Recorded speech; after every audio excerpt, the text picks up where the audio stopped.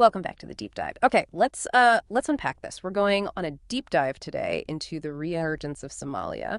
It's a nation that, well, for a long time has been synonymous with conflict, hasn't it? But it's now quietly undergoing this really profound and honestly often surprising renaissance. For this deep dive, we've pulled insights from some really eye-opening sources. We've got excerpts from Somalia's rebirth, a century of renewal under Hassan Sheikh, and also some fascinating legal research papers by Abdulhi Mohamud and Hassan Abdulhi Yabara, who is a highly respected legal researcher and scholar in the field. Yeah, and what's truly fascinating here, I think, is how a country that's been scarred by war for so long is, well, it's not just surviving anymore. It's actually strategically designing a clear future for itself. It's moving, from the absolute margins of survival to becoming a recognized active player on the global stage.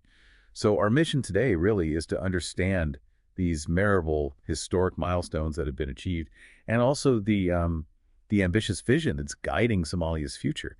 This is all happening under the leadership of President Dr. Hassan Sheikh Mohamud. We'll look at the specific actions, the visions, what's making this transformation actually possible. It is quite remarkable when you look at it. I mean, the re-election of President Hassan Sheikh Mohamud back in May 2022, that wasn't just another political event. It actually broke historical precedent. He became the first modern Somali leader ever to return to office after a previous non-consecutive term, which genuinely shook up that old political culture, didn't it? The one that often punished incumbents.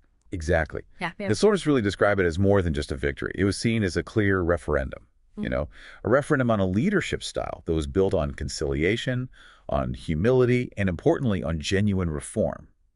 His promise of no retaliation and no enemies, both inside Somalia and outside, that really resonated. It struck a chord with a nation just desperate for stability. Yeah, absolutely. And since that re-election, President Hassan Sheikh has, well, he really seems to have ushered Somalia into a new era.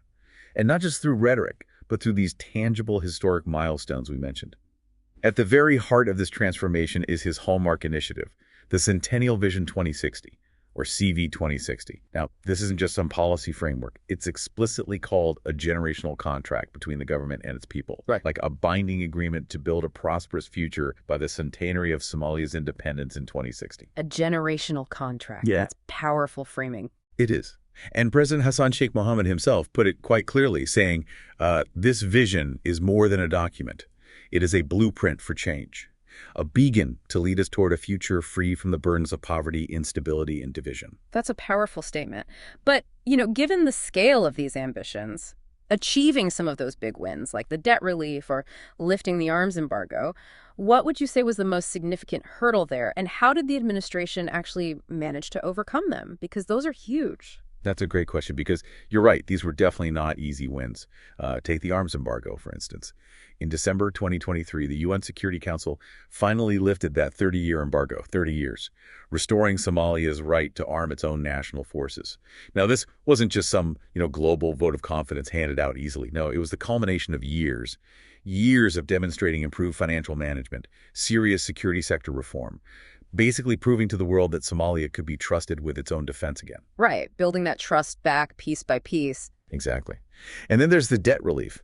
After completing the HIPC initiative, that's the Heavily Indebted Poor Countries Initiative, which is a program designed to help the world's poorest nations achieve debt sustainability, well, Somalia secured over $5.4 billion in debt relief. $5.4 billion, that's monumental. Monumental. And again, it wasn't just handed to them. It required years of really rigorous fiscal reforms, transparency measures, and finally, that unlocked access to global financial systems, foreign investment, really for the first time in decades. It sounds like just a huge amount of meticulous, almost invisible work happening behind the scenes. And the sources point to even more, don't they? Somalia also joined the East African Community, the EAC, in late 2023. That's a strategic move, positioning itself within one of Africa's most dynamic regional blocs. Think of the opportunities for trade, movement, policy cooperation. Opportunities, yeah. And then, in what feels like a truly historic diplomatic win, Somalia was elected to the UN Security Council for 2025-2026. That's really reclaiming its voice on the global stage, isn't it? Absolutely. So if we connect this to the bigger picture, I mean, these aren't just isolated events popping up. They really seem to signify a fundamental shift in how the international community views Somalia, and maybe even more importantly, how Somalia now views itself. Absolutely. That self-perception shift is crucial. And it connects to what's happening on the ground, too. Under direct presidential leadership, the Somali National Army, working with community forces, they've pushed al-Shabaab out of Mogadishu and most of Galmudug, Hirschbel, and the southwest regions. And this is huge. I mean, consider that this group once operated with terrifying impunity. They were even extorting taxes at the port of Mogadishu, Wow. which is just this grim symbol of how pervasive their control had become. And maybe the most profound legacy actually in the making here is Somalia's return to universal suffrage. One person, one vote. The first time since 1969.